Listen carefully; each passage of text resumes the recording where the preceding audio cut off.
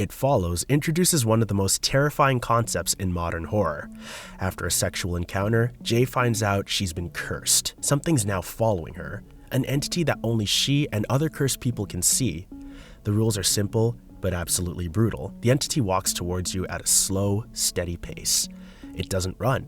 It doesn't stop. It can look like anybody, a stranger, a friend, even a loved one. And if it catches you, you die. You can pass on the curse to somebody else by sleeping with them. But there's a catch. If the entity kills that person, it comes back to you. So you're just buying time, creating a chain of victims that eventually leads right back to you. The entity doesn't even need to be fast because it's relentless. You can run to another city, another country, and it'll just keep walking. You have to sleep eventually. And when you do, it'll be there. And there is no way to kill it. No ritual to break the curse, no safe place to hide. The movie ends with Jay and Paul holding hands, walking down the street, while a figure follows them in the distance. Yeah, that's not a monster you can fight.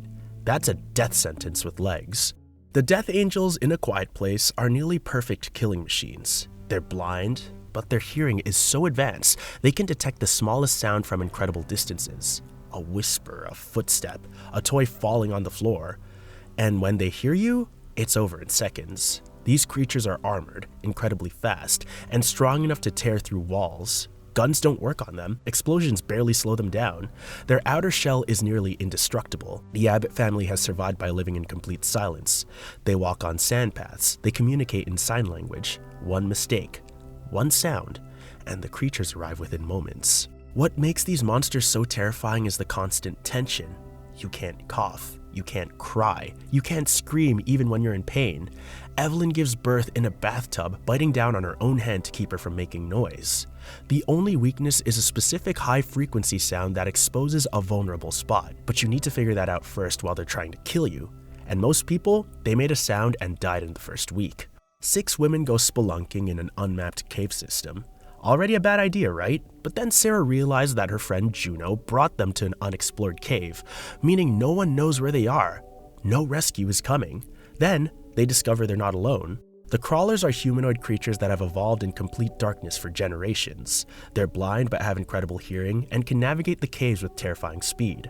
They're strong enough to tear a person apart and smart enough to hunt in packs. What makes them so deadly is the environment. You're trapped underground in tight, dark spaces with limited light. The cave is flooding, paths are collapsing, and these creatures know every tunnel, every passage, and every dead end. You can't outrun them in caves. You can't hide because they can hear your breathing. You can't fight them because there's too many of them. The movie ends with Sarah apparently escaping, climbing out of the cave, driving away. But then she wakes up. It was a hallucination. She's still trapped in the cave, surrounded by crawlers. There is no escape, and there never was. Man, oh man, being hunted in the dark by creatures designed for that exact environment, that's a losing battle from the start. You watch a cursed videotape, and 7 days later, Samara crawls out of your TV and kills you. That's it. That's the entire premise. And it's absolutely unstoppable. Samara is a vengeful spirit with reality-warping powers. She can manifest through electronic devices, appear in photographs, and invade your dreams. Physical distance means nothing. Locked doors mean nothing. Rachel thinks she's found a way to break the curse. She discovers Samara's tragic backstory, finds her body at the bottom of a well, and gives her a proper burial. Problem solved, right? Wrong. Samara doesn't want peace. She wants to kill. The curse continues, and Rachel realizes the only way to save herself is to copy the tape and show it to somebody else, passing the curse forward. So your options are die in 7 days or condemn someone else to death to buy yourself another week. And that person has to do the same thing, creating an endless chain of victims. The movie ends with Rachel forcing her own son to watch the tape. She's choosing to spread the curse rather than let it end with her. And there's no stopping Samara. There's no breaking the curse. There's only prolonging your life by sacrificing others. Paimon isn't just a demon. He's one of the 8 kings of hell, and he's been planning to take a human host for generations. The Graham family never had a chance because the curse started long before they were born. Annie's mother was part of a cult dedicated to summoning Paimon. She orchestrated everything. Charlie was a vessel containing Paimon's essence, waiting for the right male host. And when Charlie dies, it seems random, but it was all part of the plan. Peter, The son is the real target. Everything that happens is designed to break him down until he's vulnerable enough for possession. You can't fight a demon that's been planning your possession since before you were born. The cult has been working toward this moment for generations, and you're just the final piece.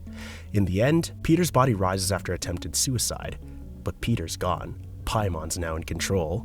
The cult celebrates while Peter's soul is trapped inside his own body. What makes this so hopeless is the inevitability. Every choice the family made was predicted and accounted for. They were doomed from the beginning. The rage virus turns people into mindless, violent killers in less than 30 seconds. One bite, one scratch, one drop of infected blood into your eye, and that's it. No cure, no immunity, no coming back. What makes the infected so deadly isn't supernatural power. It's speed, numbers, and pure rage. They sprint at full speed, attack without hesitation, and they're everywhere. Jim wakes up from a coma to find London completely abandoned. The government has collapsed, survivors are scattered and running out of supplies. You can kill the infected, but you can't kill millions of them. And all it takes is one mistake.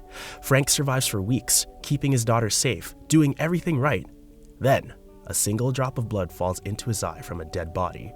Within seconds, he's attacking his own daughter. The people he was protecting have to kill him, and that's the nightmare. You can be as careful as you want to be, and random chance can still infect you in an instant. Once you're infected, you become the monster hunting everyone you love. Kayako was murdered by her husband in a jealous rage, along with her son Toshio. The trauma and hatred from that moment created a curse that infects everyone who enters the house and where she died. The rules are simple and absolutely brutal. If you enter the cursed house, the curse follows you home. It doesn't matter where you go, the curse will find you. And it's not just you. Everyone you encounter after visiting the house gets cursed too. Your family, your friends, your coworkers. The curse spreads like a disease, killing indiscriminately. Kayako appears as a ghost with broken limbs that crawls in unnatural ways. She makes this horrible croaking death rattle sound, and when she catches you, there's no fighting back. People have tried everything. They burned down the house. That doesn't work. They perform exorcisms. The curse continues. Nothing matters. The curse has already marked them. The American remake shows the curse spreading from Japan to the United States, with each new victim creating more cursed locations. The curse is literally multiplying.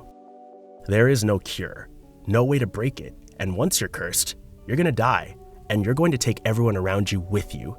The most terrifying part? You might not even know you've been cursed until it's too late. You could walk through the wrong apartment building, brush past someone infected on the street, and seal your fate without ever knowing. Yeah, that's not a ghost you can fight. That's a supernatural plague with no cure and no mercy.